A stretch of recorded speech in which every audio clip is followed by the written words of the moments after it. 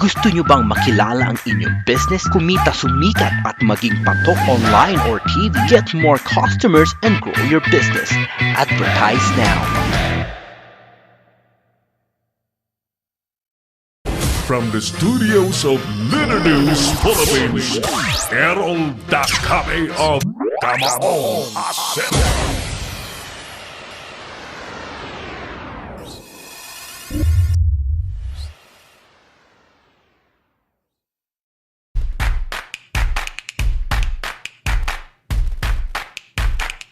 Dapat bang itigil na ng DepEd ang K-12 program, mga suki? O yan po ang ating main topic this afternoon. Welcome back sa ating palatuntunan. Sorry po, by the way, sa nagdaang halos 2 linggo, no? At na-miss po namin kayo. Na-miss po namin kayo. May mga inaayos lamang po kaming mga bagay-bagay sa pagpapalawak pa ng Leader News Philippines. At may mga plano po kasi tayong palaganapin ng todo po ang ating paglilingkod sa pamamagitan ng pag-i-improve ng mga bagay-bagay na may kaugnayan po sa ating operations. Now, tayo po ay nagpapasalamat sa ating angel in disguise, si Amigong Jawar Sandoval dyan sa Indonesia. Partner, yan, partner. Excited na ang buong Leader News family sa pagdating mo. At by the way, doon po sa mga kasama natin, kapatid nating nasa online news profession or broadcasting, kayo po'y inaanyayahan namin na sumali po kayo sa Philippine Online Broadcasters Association na bukas na po ang pagiging kasapi. I-message nyo lamang po ako at isasend ko po sa inyo yung tinatawag nating online registration form para makapag-register po kayo, no? Kahit nasa malayo po kayo, kahit nasa Mindanao kayo, kahit nasa abroad pa kayo, you can easily join us by filling up that online registration form ng POBA, Philippine Online Broadcasters Association. Nais ko muna siyempreng banggitin sa mga nagtatanong kasi, Sir Errol, sino-sino ba ang mga bumubuo ng Philippine Online Broadcasters Association? Ikinagagala ko pong ipaalam po sa inyo ng founding officers ng Philippine Online Broadcasters Association ay ang mga sumusunod, mga kaibigan. Chairman of the board, ayan, ang kilalang-kilala niyo pong broadcast journalist sa radyo at sa telebisyon, Mr. Gani Oro. Yan ang ating chairman of the board. Ang ating vice chairman, ang inyo pong kilalang-kilalang batikang kolumnista at nasa online sector din at nasa paglilingkod po sa public office, si paring Mario Batigas. Yan, matitindi, no? Siyempre, ang inyo pong founding president ay ang inyo pong kaharap ngayon, si Errol Dakame, ang anchor po ng Kamaong Asero sa Leader News Philippines. At ang ating vice president na napagkasunduan, Vice President for National Affairs, ang may-ari din po ng Puna at Banat Radio Broadcast Network, PBRN, si Amigong, si Manoy Jun Burnasal, at isa pang Vice President for International Affairs. Ang totoo po niyan, ito ang taong itong pinilit akong buuin talaga, itong makabuluhang organisasyon na ito, ang Philippine Online Broadcasters Association. Ang aking kumparing nasa Netherlands, na sobrang lakas ng paniniwala sa atin. Sabi niya, paring Errol, simulan mo na yan, buuin mo na yan sapagkat kailangan yan. At ikaw ang mamuno. Naniniwala ako sa kredibilidad mo, sa integridad mo, ikaw ang mamuno dyan sa POBA at kayang-kaya mo yung patakbuhin yan. I'm referring to Vice President for International Affairs at Board of Director, of course, ng POBA. Paring Bong Leonidas David. Ayan. Ang ating secretary ay ang may-ari naman po ng Cho TV. Ayan. Cho TV sa Bulacan. Si Kapitan. Dapat Kapitan ito eh. Kapitan Theophil Santos, Luna Santos. At yung ating treasurer, yung ating operations head ng Leadernos Philippines, Engineer Oliver Licop. At yung ating auditor ay ang station manager at may-ari po ng Non-Break Balita. Yan, Non-Break Balita station na nasa San Juan City. Si Manoy Rafi Rico. Ayan. So, ang mga board of directors, of course, ang inyo pong lingkod, si Errol Dangame, Gani Oro, Mario Batigas, Oliver Licop, Bong David, Jun Burnasal, and Roger Bron. Yan po ang matitikas na 7 board of directors ng Philippine Online Broadcasters Association. Now, tanong, si Errol, pwede na ba kaming sumali? Kami mga nasa online, kaming nagbabalita sa online, nagsusulat sa online. Ayan. Priority of course natin yung mga nasa broadcast, yung visuals. Nagbo-broadcast po online. Just send me a message sa aking Facebook account at isusend ko po sa inyo yung link ng online registration form ng POBA para kahit nandiyan kayo sa malayong lugar po ninyo ay you can easily join our program. The organization. Sa mga magtatanong, Sir Errol, magkano ba ang registration fee dyan sa grupong bagong-bago at legitimate? By the way, this is the only online organization na lehitimo at rehistrado po sa Securities and Exchange Commission.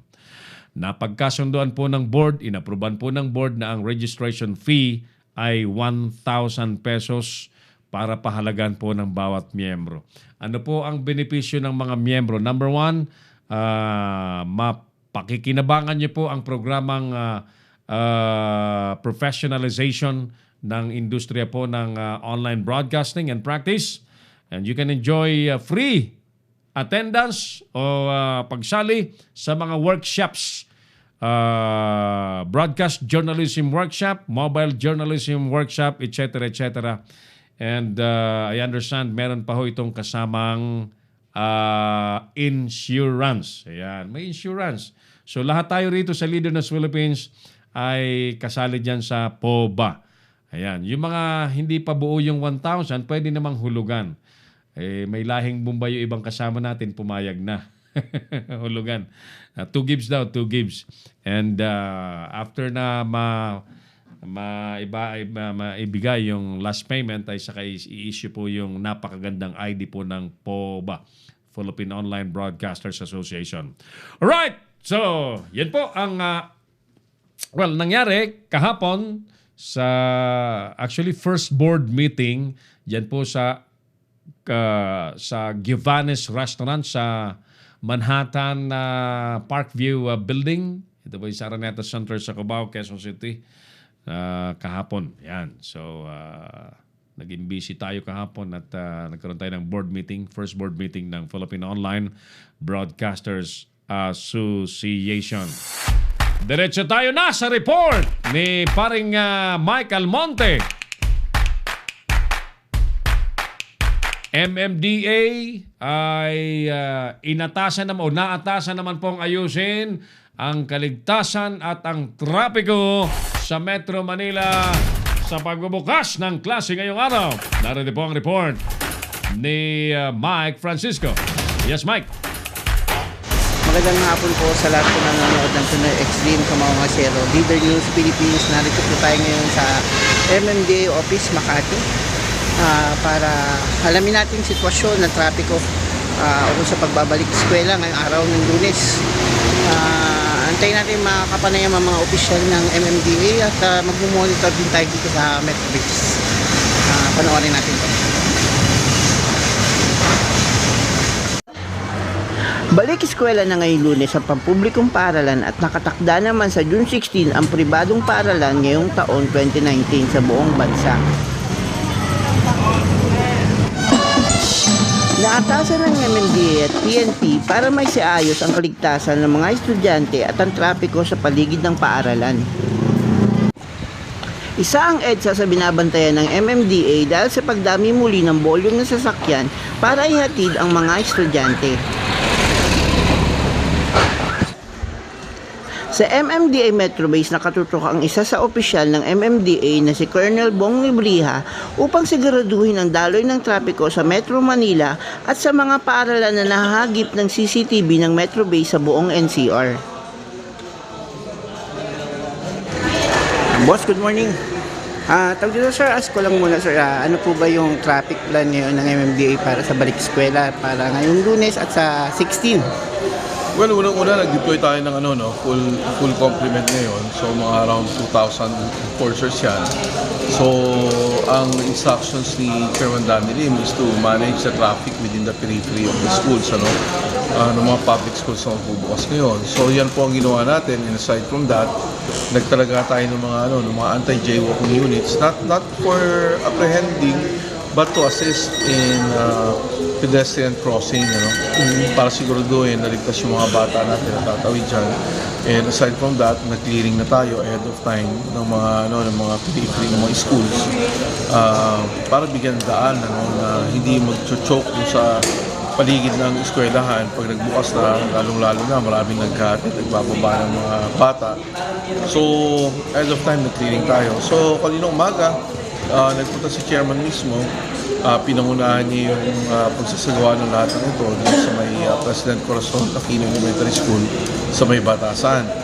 So, nandun yung Task Force Special Operations natin, nandun yung anti-jaywalking natin, nandun yung tauhan ng mga traffic enforcement district within the area. At sinigurado na makakatulong tayo sa pagsasagawa ng balik eskwela na yan. Pinamunuan mismo ni Chairman Lim ng mga tauhan ng MMDA at sinigurado na maayos. Maliban dyan, nakasama natin yung mga kapulisan, local, at saka yung mga kasamahan natin sa LTO at saka LTFRB. Nakakatuwa nito kasi mismo si Chairman Danny Lim ang nanguna sa pag-apprehend ng mga walang helmet, pina-impound na isang motor. At pagkatapos nito ay nag-clearing din kami sa paligid ng Magsaysay High School dyan sa may Erming Garcia. School pa rin nag-open. Palaban din sumagot si Colonel Libriha sa mga bumabatiko sa MMDA ukol sa mga paraan nila na maisaayos ang trapiko at maging safe ang pagbiyahe ng ating mga mamamayan. Marami tayong mga chismis na pinapalagana kung sino man, kung kanino man nagagaling yung mga information na yan, na may taxi, na may grab, napapalitan ng gato karami. Huwag na po natin palalain yung sitwasyon as it is. Ang gawin na lang po natin, kung meron po talagang problema yung polisiya, then doon natin banatan yung polisiya based on the actual facts, di ba? Mag-iimbento, lalo pati yung mga tao ngayon, kaya pala yan ang ginagawa ng MMDA, gusto pagkakitaan. Meron na naman may nag-i-insinuate na naman na kandidato na pera-pera lang daw yan. I mean, prove it, di ba? Diyan tayo magaling na ini-insinuate natin, inaano natin yung mga tao, iniudyukan natin ng mga information na mali para magalit yung tao sa polisiya naman na maganda, na with the best intentions. Tapos, lalagyan natin ng mga malicious facts na ganyan na pera-pera lang yan. I-prove po natin. Bigyan nyo kami ng katibayan na kumita kami dito. Diba? Huwag yung puro chismis na ganyan. Tapos 200 taxes papalitan namin. Saan kami kumuha ng mandato na ganun? Sino nagbigay sa amin ng mandato na ganun, di ba? Patunayan po ninyo. Mula dito sa MMDA Metro Base, ako si Mike Francisco, nag-uulat para sa Leader News Philippines. Si Errol Dacame, ang Kamaong Asero. Dami ng sinabi ni Bong Libriha. May naintindihan ka? Bong Libriha ng MMDA. Ayos. So, sige. What is important ay matiyak na walang magiging pangit na balita sa pagbukas po ng klase sa buong bansa. Especially sa Metro Manila. Sensitive kasi pagka nasa Metro Manila at may nangyari. May kasabihan mga suki, di ba? Where Manila goes, the Philippine goes. Lahat kasi ng mga media network ay nasa Metro Manila. So, may babalita po kaagad-agad. Alright! Tuloy tayo! This time, dahil wala pang session po ang Senado mga suki, nakikain muna si paring Jojo Sikat sa Las Piñas City.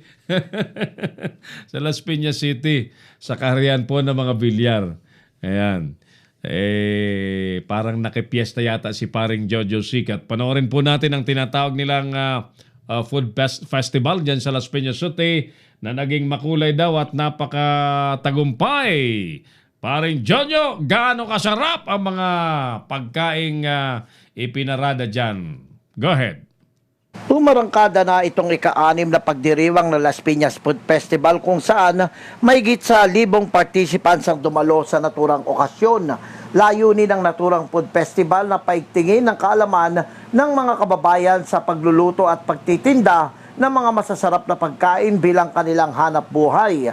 Ikinutuwa nitong si re-elected Senator Cynthia Villar na siya ring Managing Director ng Villar Sipag ang patuloy na pagdami ng mga participants sa sumasali sa kanilang taunang food festival. Nangangahulugan aniya ni Villar na ang pagdami ng bilang ng mga sumasali ay dumarami na rin ang nagkakaroon ng sariling hanap buhay. Ayon kay Villar, generally, mahilig yung ating mga housewives na mag-cooking.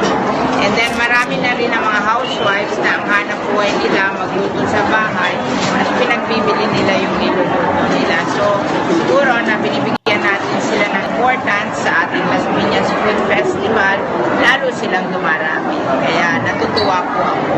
Kasi this is bagong hanap buhay para sa ating mga kababaihan sa tahanan. ang naturang event ay may bahagi rin ng patimpalak sa mga magagaling magluto na mula sa 20 barangay ng naturang lungsod. Ang mananalo ay magwawagi ng halagang 20,000 piso bilang grand prize, 15,000 piso naman bilang first prize at 10,000 piso naman sa second prize. May urban gardening competition din sa naturang event na nahati sa 3 kategorya: ang barangay, homeowners association at public elementary school na makakatanggap ng tig 50,000 pesos ang bawat mananalo sa nabanggit na kategorya. Ito si Jojo Sikat, nagulat para sa Leader News Philippines. Si Errol Dacame, ang Kamaong Asero. Thank you, paring Jojo. Agree ako. Marami talaga mga Pilipino mahilig kumain. Therefore, ay may potential tagla at walang kapupas-kupas ang potential sa negosyong pagkain. Ayan. Yan ay proven formula na yan ng business. Vic Vista Barameda dyan sa Pasig City. Magandang hapon sa inyo dyan, sa buong pamilya mo. Salamat sa panonood. Mother Cathy Bragais dyan sa... Nasaan ba si Mother? Nasa Caloocan ba ito? Si Mother Cathy Bragais. Magandang hapon, sabi niya. Partner Oliver, sabi niya, nagrireklamo ang mga anak ko. Bakit daw ititigil after nilang bunuin ang additional year sa K-12? Ha, ha, ha. Ayan.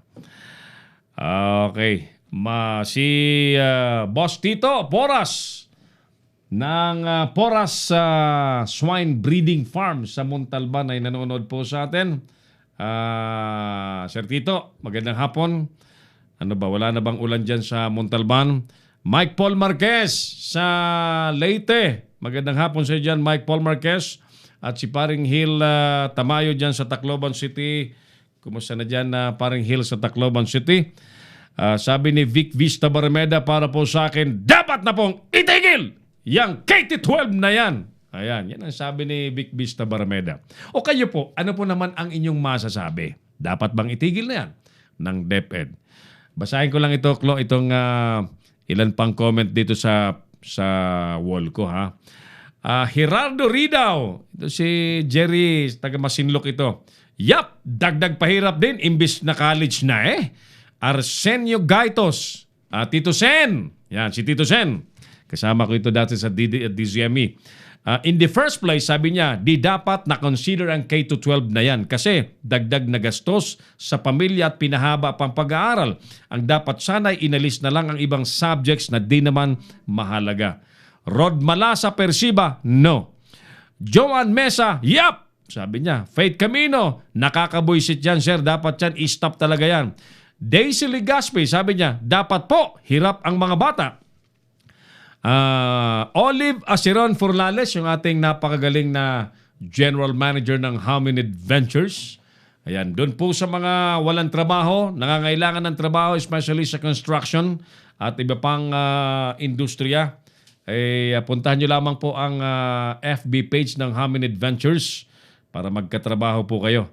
At doon naman po sa mga kumpanyang ayaw nang mahasel sa recruitment ng mga magiging tauhan po ninyo, tawagan nyo po ang Hominid Ventures na nasa Valenzuela City. Sabi ni Ma'am Olive, no! Because it will put Filipino students at par with the rest of the world when K-12 hasn't implemented yet. Philippines is the only Asian country in Asia and one of the only 3 countries worldwide without K-11, K-12, making our graduates inferior when seeking employment abroad.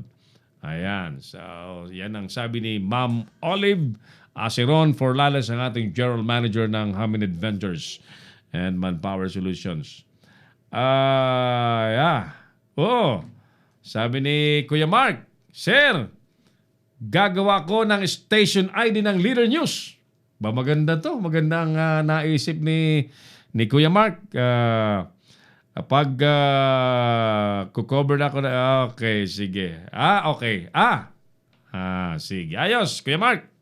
Yung ating creative director na napakasipag na kahit naka-remote sa atin ay tuloy ang trabaho. Sige po, kaibigan, magbabalik pa rin po ang palatuntunang Kamaong Asero pagkalipas lamang ho ng ilang importanteng paalala. Magbabalik si Errol Dacame sa Kamaong Asero. Bring your business over 1 million TV or online. Reach your target customers anytime, anywhere. Your brand on TV or on the web. Get more customers and grow your business. Advertise now.